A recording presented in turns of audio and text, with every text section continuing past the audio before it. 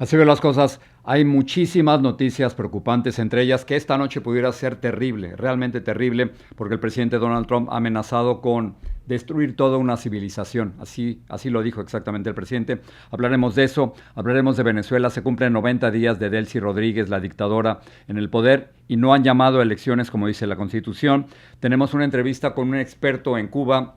¿Se acuerdan que Donald Trump decía que en 2 semanas las cosas iban a cambiar en Cuba? Ya pasaron las 2 semanas, veremos exactamente si algo está cambiando en la isla y estamos contentísimos porque tenemos 2 nominaciones para los Emmys en español. Hablaremos de todo esto un poco más adelante, pero comenzamos con una terrible noche. Esta pudiera ser una noche terrible para los iraníes y hay que decirlo también de esta manera, puede ser una noche terrible para el mundo. El presidente Donald Trump ha amenazado con destruir toda una civilización. Ahora les voy a poner las palabras exactas de lo que él ha dicho, pero existe el peligro también de que con un ataque brutal en contra de Irán, civiles, en contra de civiles iraníes, pudiera estar cometiendo crímenes en contra de la humanidad. Hay una convención llamada la Convención de Ginebra que prohíbe precisamente atacar a no combatientes. Les voy a hablar de eso un poquito más adelante, pero primero las palabras durísimas del presidente Donald Trump y además ya no sabemos si creerle o no. ¿Por qué? Porque el presidente ha puesto varios deadlines, varias fechas límites en contra de Irán. Originalmente había dicho 48 horas, ¿se acuerdan su primer discurso?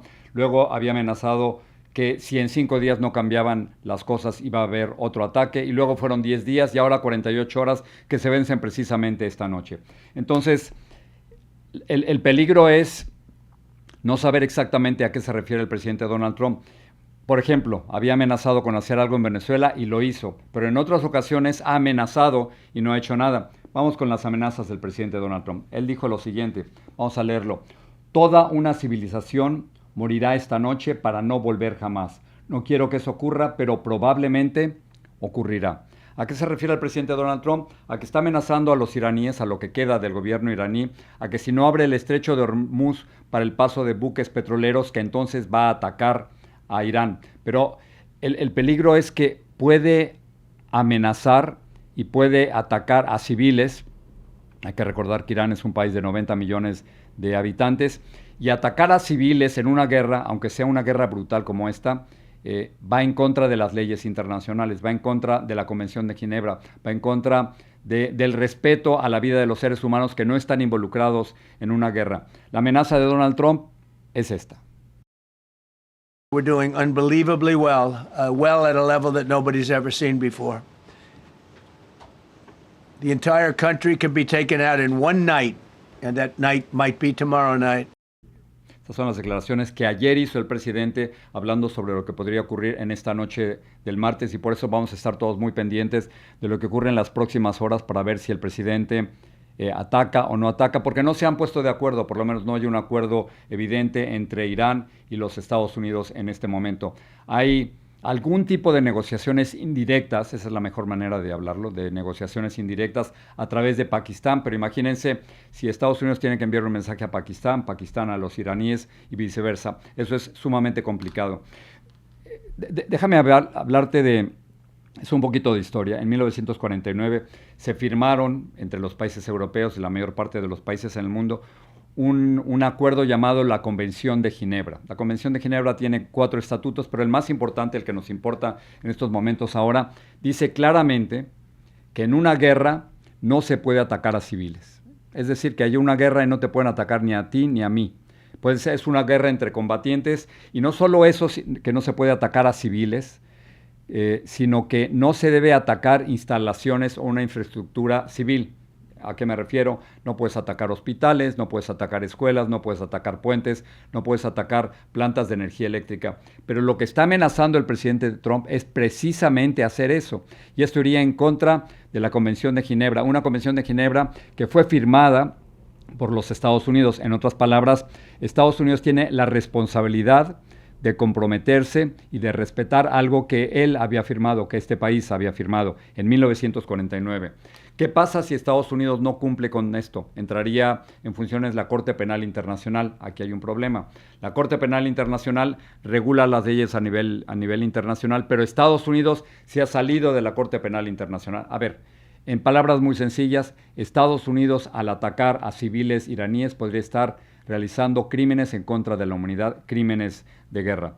Muy bien, el presidente de Irán, de nuevo es un poco complicado, pero en Irán hay dos tipos de liderazgo. Hay un liderazgo religioso con los ayatolás y un liderazgo civil. El liderazgo religioso es el más importante, pero aún así hay un presidente de Irán que ha dicho lo siguiente: más de 40 millones de iraníes orgullosos se han registrado hasta ahora para sacrificar sus vidas en defensa de Irán. ¿A qué se refiere? A las imágenes que te voy a presentar en estos momentos. Son iraníes que están dispuestos a hacer fila para estar en lugares de infraestructura civil, por ejemplo, hospitales, escuelas o puentes, para evitar que los Estados Unidos pueda hacer algo al respecto.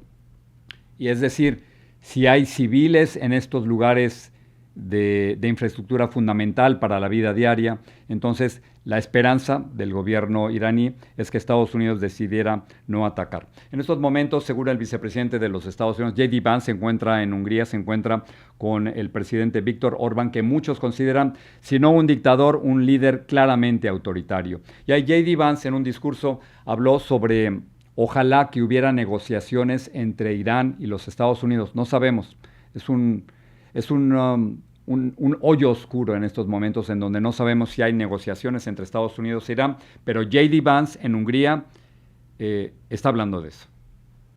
And the president's also been very clear that while the Iranians are trying to exact as much economic cost through the Straits of Hormuz, the United States has the ability to extract much greater economic costs on Iran than Iran has on an ability to extract costs on us or on our friends in the world. So I hope that they're smart. The president has set a deadline for about 12 hours from now in the United States. We're going to find out, but there's going to be a lot of negotiation between now and then, and I'm hopeful that it gets to a good resolution. Esas 12 horas se están empezando a cumplir esta noche, en esta noche del martes, y de nuevo no sabemos si la amenaza del presidente Donald Trump es una forma de negociación, es decir, amenazas y luego te retiras, o si es algo real, y cuando dice que quiere destruir toda una civilización, exactamente a qué es a lo que se refiere. El caso es de que en estas supuestas negociaciones que se hacen indirectamente a través de Pakistán, continúan los ataques. Ahora les quiero presentar algunas imágenes de lo que estamos viendo en Irán. Son imágenes que está presentando la televisión oficial iraní, por lo tanto es imposible saber exactamente ni dónde se realizaron ni cuándo se realizaron. Solo sabemos que fueron imágenes filmadas en Teherán, la capital iraní. Al mismo tiempo, en el estrecho de Hormuz hay una isla que se llama la isla Karg.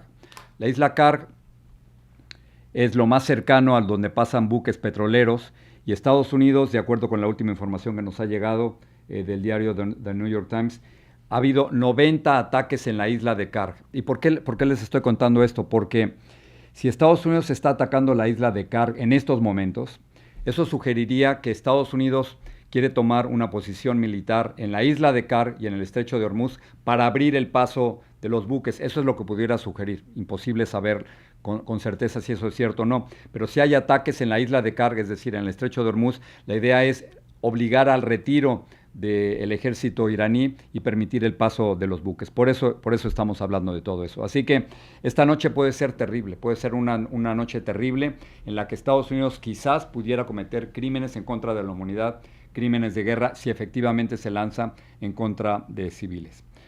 Hasta aquí lo dejamos lo de la guerra. Déjeme pasar una información del San Antonio Express News. Acaba de hablar sobre el congresista Tony González, quien después de varias acusaciones ha decidido no volverse a lanzar como congresista. Muy bien. Las acusaciones la hizo el esposo de una mujer que trabajaba con él y que se suicidó. Él ha negado, por supuesto, cualquier tipo de responsabilidad en esa muerte.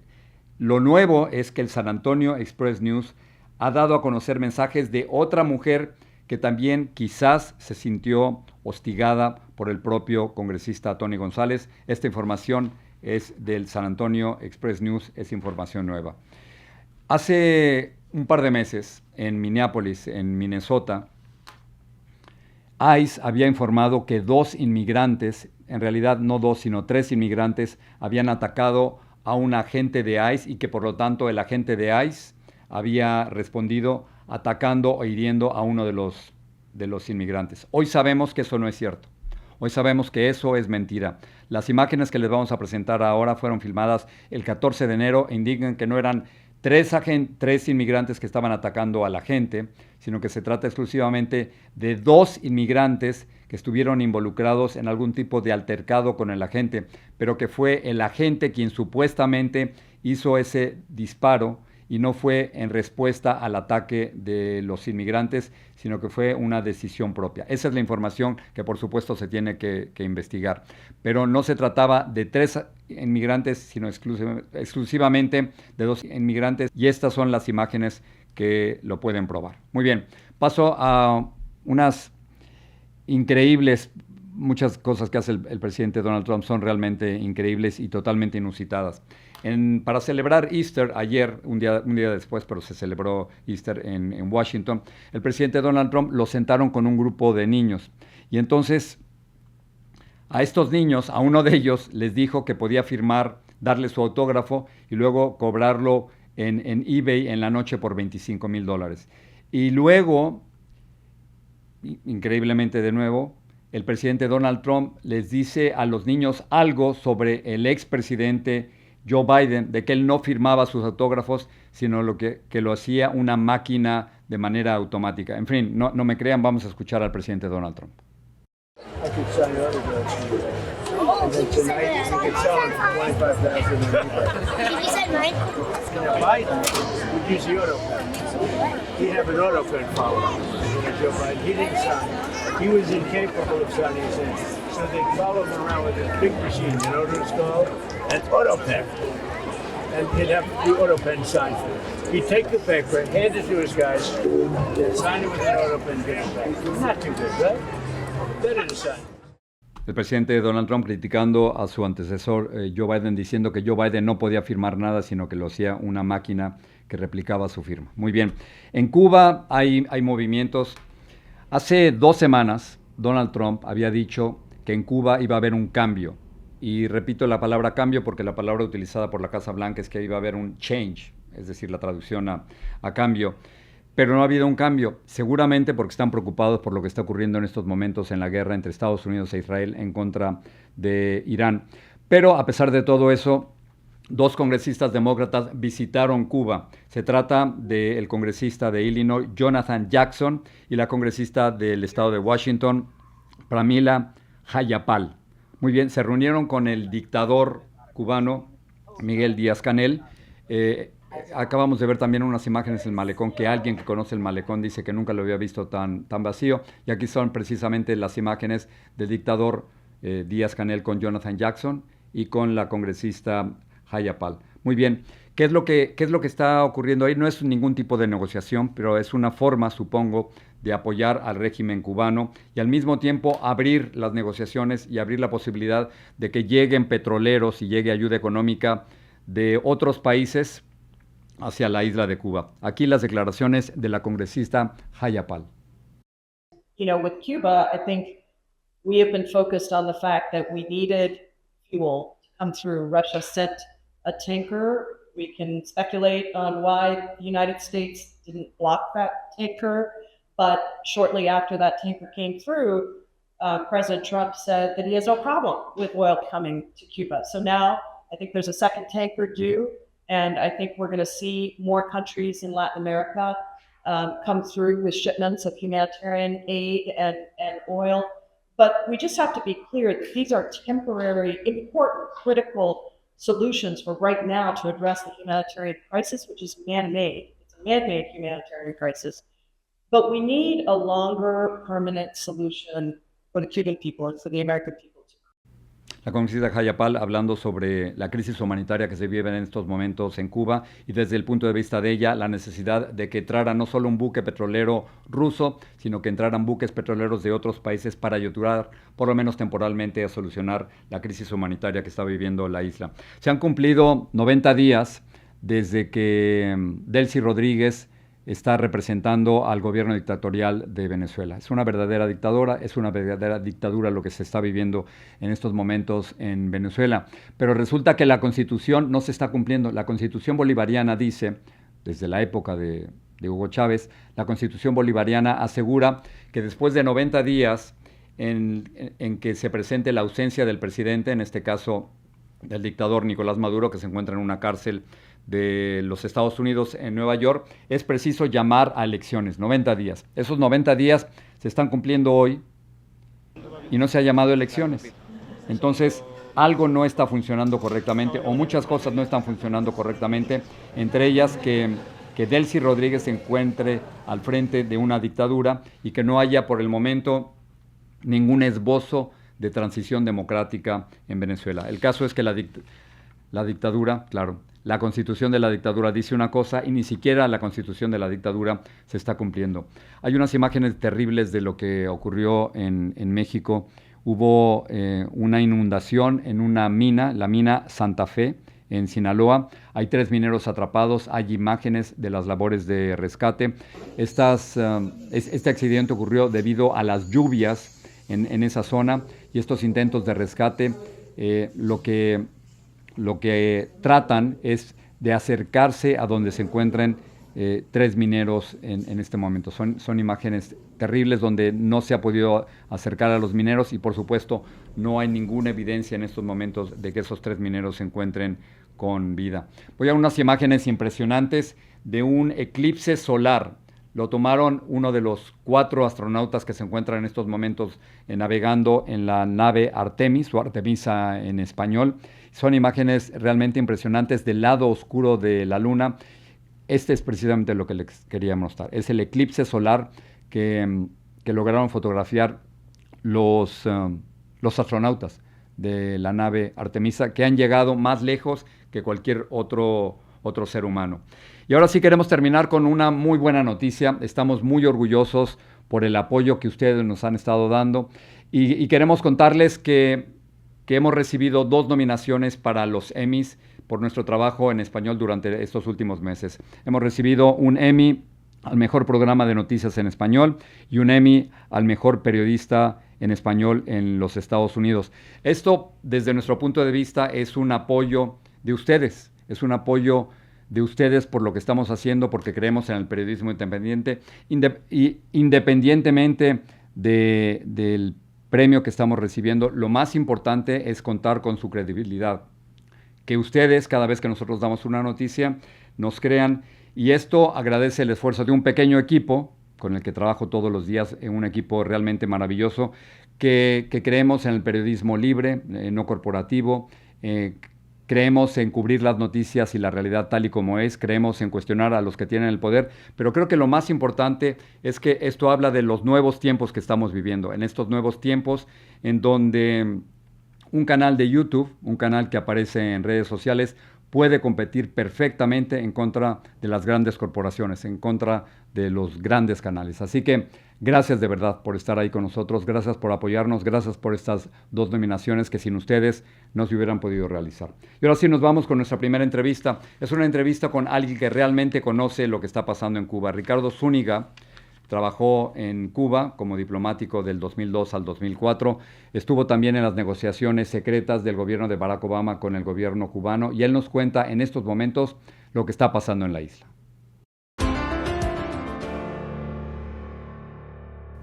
Así ven las cosas. Hace 2 semanas el presidente de los Estados Unidos, Donald Trump, dijo que algo iba a cambiar en Cuba. Utilizó la palabra change, cambio.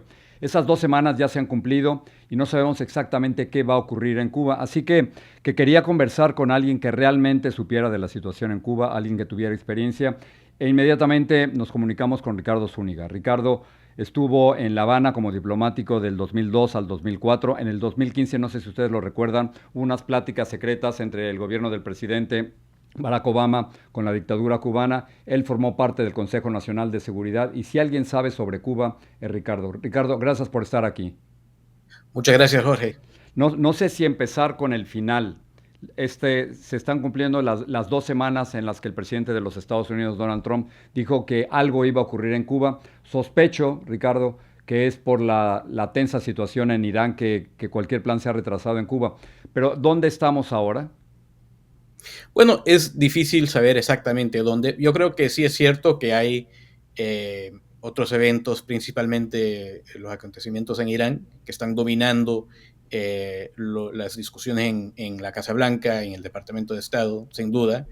Pero también yo creo que están tratando de crear presión antes de cualquier plática seria entre los dos gobiernos.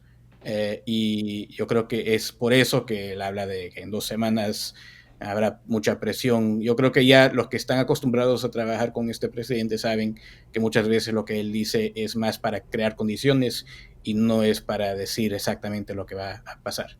¿Cuáles son los distintos escenarios que tú contemplarías en este momento sobre Cuba? Tenemos, por la cercanía de lo ocurrido, la fórmula venezolana, que es decapitas a alguien y luego delegas la dictadura a alguien más. Otros hablan incluso de intervenciones, otros solo de presión, tipo lo que ustedes hicieron en el gobierno del presidente Barack Obama. ¿Qué escenarios vislumbras? Bueno, la verdad es que yo creo que el escenario de Venezuela es el menos eficaz de todos esos, porque no hay una sola persona, sino que una cúpula en el poder, y obviamente es un régimen bastante más consolidado que las varias facciones que coexistían en Caracas antes de los cambios allá a partir de enero. Y también hay el hecho de que la meta principal del grupo de La Habana en este momento es mantenerse en el poder, que era igual que en Venezuela, pero en este caso no tienen la capacidad de hacerlo económicamente, es un modelo ya totalmente fallido. Entonces, el primer escenario podría ser dejarlo así, a Cuba, y mantener una política de dureza, pero sin hacer un esfuerzo cualquiera para tratar de llevar a cabo algún cambio en la isla y dejar que quede en esa condición. La otra posibilidad, claro, es que hagan un intento más claro, más serio, para no necesariamente militar, pero unas pláticas contemplando aún más presión económica contra la isla. Y yo creo que el último escenario sería uno de una transición interna dentro de Cuba, reconociendo de que no hay opción que no sea cambiar el modelo. Yo creo que esa es muy poco probable tampoco. ¿Tú crees que se está tratando de hacer ahora lo que ustedes intentaron al principio con éxito y luego se descarriló? Es decir, tratar de ejercer cambios en Cuba a nivel económico, pero manteniendo de alguna forma el sistema político. Bueno, yo creo que hay un reconocimiento por parte de la administración del presidente Trump de que tienen que lidiar con las personas que tienen el poder actualmente en Cuba, o sea, el gobierno, el Partido Comunista, las Fuerzas Armadas, o sea, que no tienen una opción que no sea tratar con ellos de alguna forma con el objetivo de impulsar unos cambios. Y yo sí creo que el enfoque de antemano sería el enfoque económico, pero también siempre con esa idea de que eso seguiría con alguna apertura política en algún momento. En tu artículo del 2 de abril en el diario The New York Times, dices que ustedes en el 2015, en estas pláticas secretas con la dictadura cubana, que sabían perfectamente la naturaleza de la dictadura y que no tenían ninguna ilusión de que las cosas iban a cambiar y que tampoco estaban lidiando con demócratas. ¿Debemos mantenernos con esa idea de que estamos con una férrea dictadura que no está dispuesta a cambiar? Queda claro que no está dispuesta a cambiar. No han seguido ni los consejos ni de China ni de Rusia para abrir la economía. El contraste ahí con Venezuela es claro también. En un momento, bajo presión de China, la dictadura venezolana abrió el mercado, abrió la economía. En Cuba han resistido eso por varios motivos, pero la verdad es que no tienen una opción que no sea abrir la mano. Allá el sector privado, que yo entiendo que hay bastantes que critican o que dicen que no existe un sector privado. Oye, la economía informal ha existido por décadas en Cuba y sí en algunos casos más reconocidos que otros, pero no tienen opción que no sea abrir la mano más a la economía privada, al sector privado, simplemente porque el gobierno no tiene los recursos ni la capacidad de llevar a cabo las necesidades y cumplir con las necesidades del pueblo cubano. O sea, no hay una opción. Entonces yo creo que de alguna forma u otra vamos a ver una apertura en la economía. Lo que pasa es que yo tengo la impresión de que el gobierno actual de Cuba siempre va a regresar a lo mismo de tratar de controlar y centralizar la economía cuando ya no es posible eso. ¿Te parece que es una idea realista lo que se anunció tanto en los Estados Unidos como en Cuba, de la posibilidad de que cubanos en el exilio invirtieran en Cuba? ¿Esta es una posibilidad real actualmente o fue solo una idea que se flotó y que no va a ningún lado? De una forma informal ya está pasando, ya ha Mm. estado pasando ya por muchos años. El hecho es que sí, la participación de los cubanos en el exilio va a ser muy importante, sea lo que sea, el destino, el futuro de Cuba. Claramente representan una fuerza económica vital, urgente para el país, pero yo entiendo, yo también tendría mucha cautela en hacer inversiones cuando no hay Claro. garantías de ningún tipo acerca de, ¿no? No hay un Estado de Derecho. Y la idea de muchos cubanos en el exilio, yo vivo en Miami hace mucho tiempo, de que van a regresar y recuperar sus propiedades, ¿te parece absurda por el momento? Sí me parece muy improbable. Podría pasar en algunos casos, pero la verdad es que el deterioro general de la economía y del país es tan.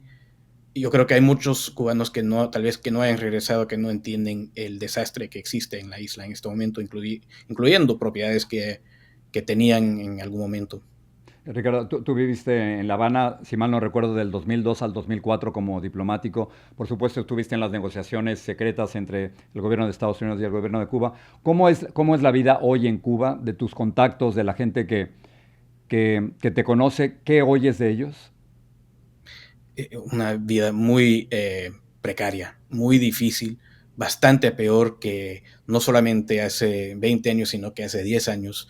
La situación en términos así de acceso a, bueno, lo que luz y acceso al petróleo y cosas tan simples como ir a buscar comida se han complicado bastante, ni hablar de las necesidades que ya existían en un momento para poder conseguir atendimiento médico. Eso en muchos casos es mucho más difícil de conseguir ahora. Entonces, lo que estoy oyendo es que la situación, y hasta gente que yo creo que diría, tendrían por lo menos cierto apoyo al gobierno actual, ya ven que hay una necesidad enorme de cambio.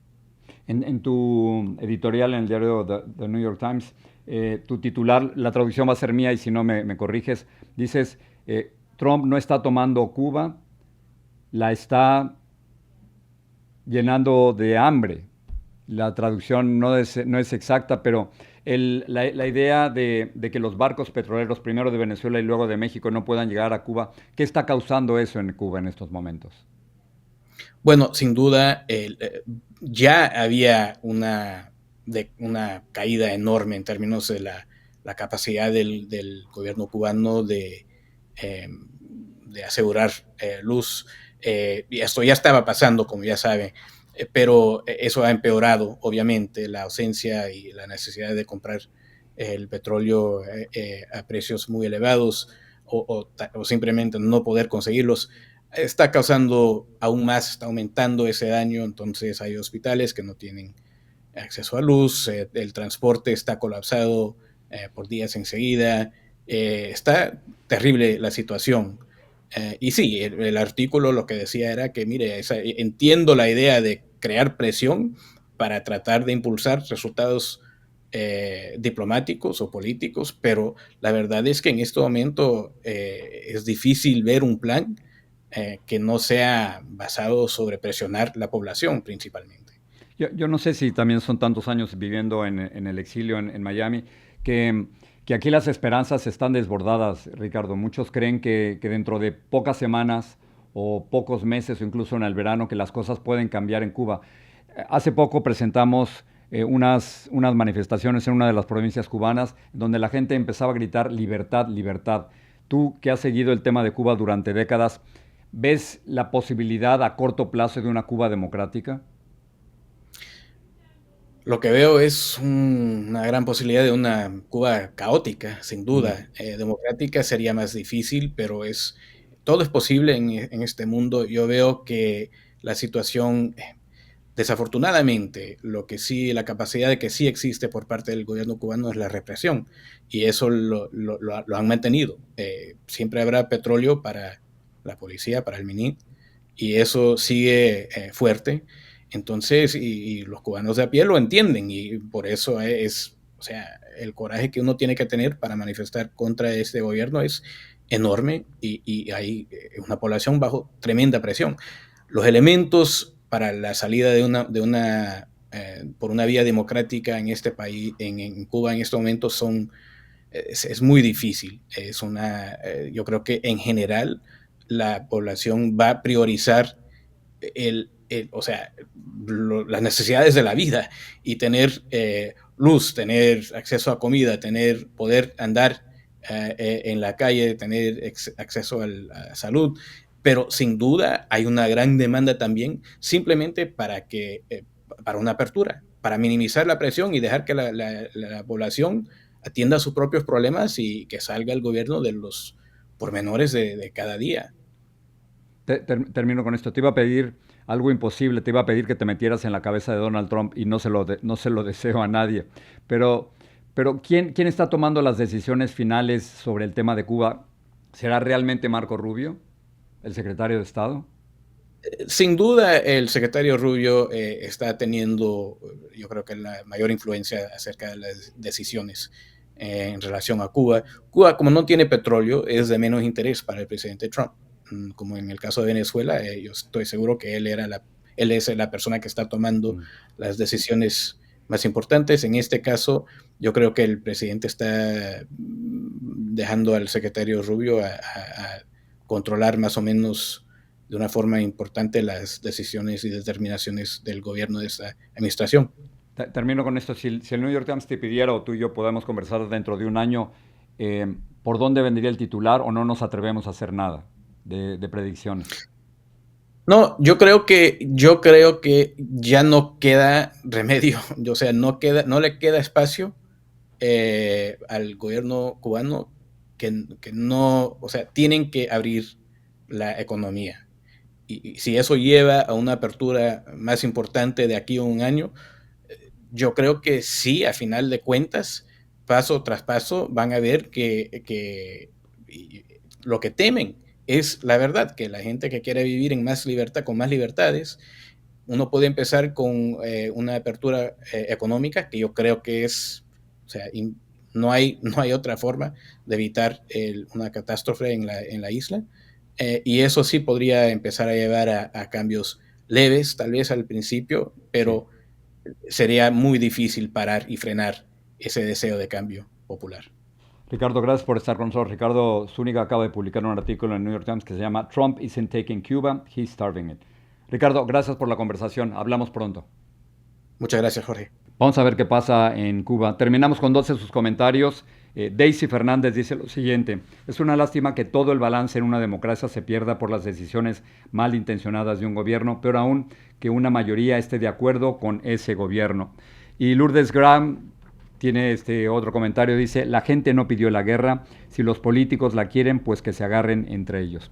Esto habla precisamente del tema principal de este programa, en el que hoy nos hemos concentrado ante la posibilidad de un ataque masivo de los Estados Unidos en contra de Irán, y efectivamente el peligro de que civiles resulten heridos o mueran en un ataque por parte de los Estados Unidos esta noche en Irán. Vamos a estar muy pendientes de lo que está ocurriendo. Así que a ustedes, gracias por estar ahí y gracias por confiar en nuestro periodismo. Así veo las cosas.